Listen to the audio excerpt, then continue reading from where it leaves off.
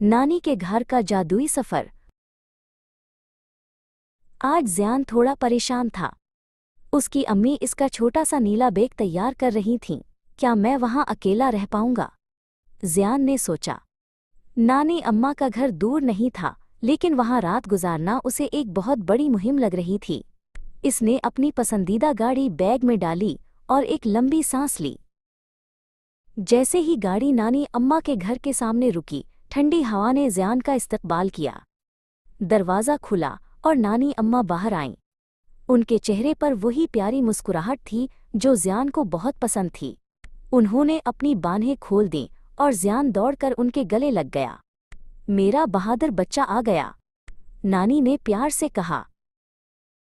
घर के अंदर दाखिल होते ही इलायची और मीठे हलवे की खुशबू फैली हुई थी। नानी अम्मा किचन में गईं और चम्मच चलाने लगीं।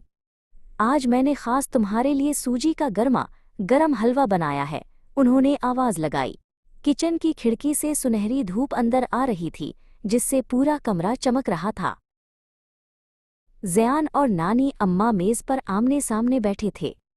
हलवे का हर लुक़मा जादुई था, जैसे उसमें ढेर सारा प्यार शामिल हो। नानी अम्मा, क्या आज आप मुझे वो वाली कहानी सुनाएंगी? ज़ियान ने पुरजोश होकर पूछा। नानी ने मुस्कुराकर सर हिलाया। हाँ, लेकिन पहले हमें अपनी मुहिम के लिए तैयार होना होगा।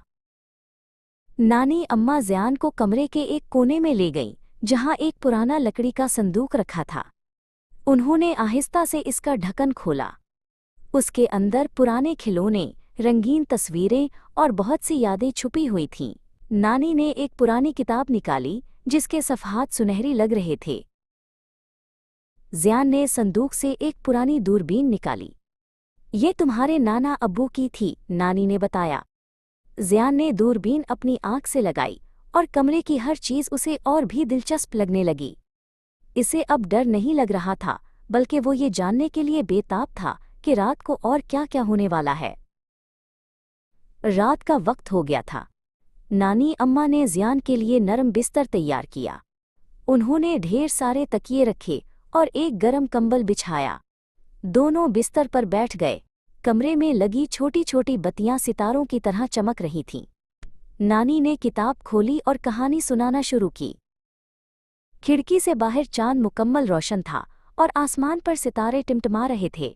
ज़ियान ने खिड़की से बाहर देखा और उसे महसूस हुआ कि नानी का घर एक महफूज किला है, जहां सिर्फ खुशियां रहती हैं। रात की खामोशी अब उसे डरावनी नहीं, बल्कि सुकूनदेह लग रही थी। कहानी खत्म हुई तो ज़ियान की आंखें बोझल होने लगी थीं। नानी अम्मा ने उसे प्यार से कंबल उढ़ाया और उसके माथे पर बोसा दिया।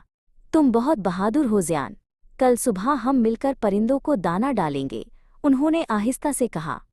ज़ियान ने मुस्कुराकर अपनी आंखें बंद कर लें। ज़ियान गहरी और मीठी नींद सो चुका था। इसे ख्वाब में वही सुनहरी परियां और बहादुर शहजादे नजर आ रहे थे, जिनकी कहानियां नानी ने सुनाई थीं। इसे अब पता चल गया था कि नानी के घर रात गुजारना तो एक खूबसूरत मुहिम जोई है, जिसका उसे हर बार इंतजार रहेगा।